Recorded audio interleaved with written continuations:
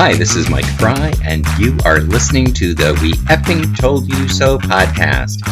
Today is May 7, 2025, and today's installment is MAGAts Can't Hide Their Racism Anymore.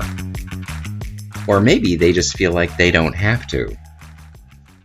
If there has been any doubt that MAGA America is really all about racism and its fellow traveler white supremacy, recent events should have utterly erased it. Recent news and events give us a treasure trove of opportunity to prove that point. After all, even as our news feeds have been filled with stories of innocent people, including American citizens, being rounded up and shipped off to death camps in places like El Salvador in violation of U.S. law and the Constitution, MAGA Americans have been either silent or supportive because virtually all of the victims have had black or brown sounding names. Imagine for a minute how things would be different if the people being illegally disappeared by the U.S. government had names like Karen and Bill instead of Kilmar or Diego or Mahmoud.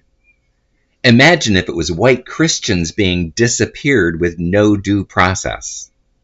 It doesn't take much imagination to realize the same people currently supporting America's replay of the Hitler storyline would be screaming their fucking heads off if they thought there was even the slightest chance the same thing could be done to them. Because the knuckle-dragging mouth breathers in the MAGA cult have made it perfectly clear they care nothing about actual laws or rules if they don't work to their overt favor. Rules, laws, and decorum are for other people to follow, not them. Freedom of speech is for them, not black, brown, trans, or gay people. No story highlights that fact more clearly than that of the latest in a long string of suburban white women to go viral with their overt racism. The story of Shiloh Hendricks, who was recorded admitting to calling a 5-year-old black autistic child the N-word. And as much as we would like to devote this entire episode to discussing how and why we believe her behavior to be abhorrent, ignorant, self-serving, hateful, and downright grotesque, we have something even worse on our minds. Hendricks is clearly not the victim in the story. She is, after all, a grown-ass adult who, unless suffering from Tourette's syndrome in such a way that she involuntarily blurts out racial slurs, made the deliberate choice to hurl them at a child. Then, when her racist rant went viral online, she cried crocodile tears and begged for support from her MAGA pals, who promptly rewarded her with more than $700,000 in donations. In the MAGAverse, apparently, you can be rewarded with almost $1 million simply for screaming racist epithets at a child.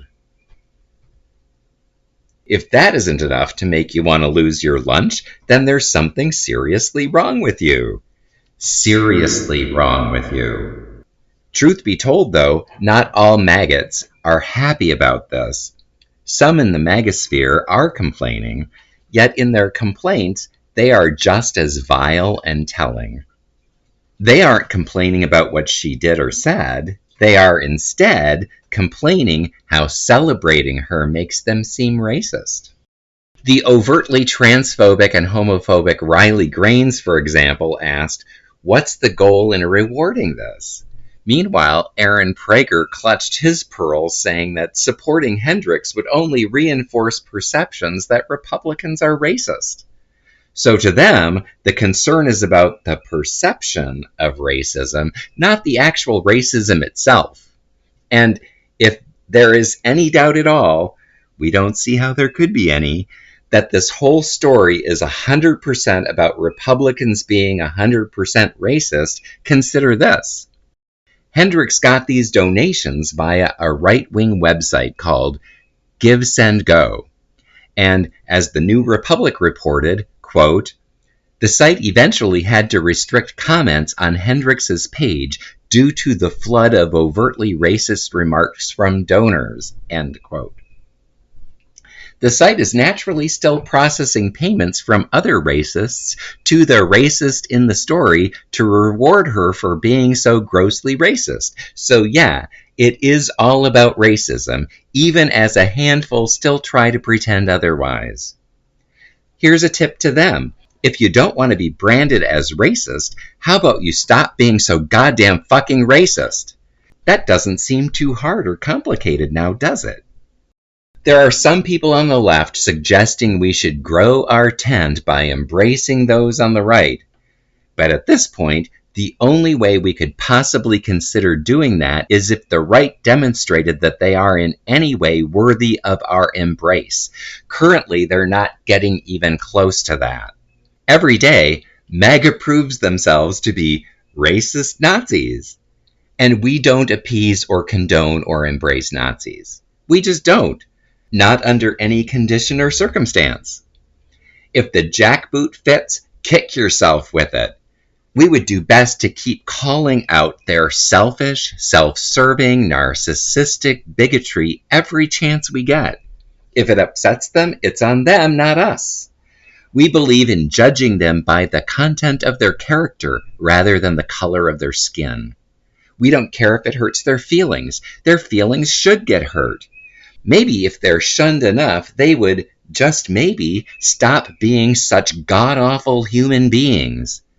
Then maybe we could consider embracing their change.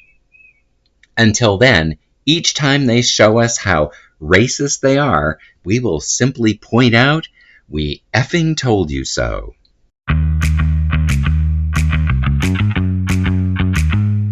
You have been listening to the We Effing Told You So podcast.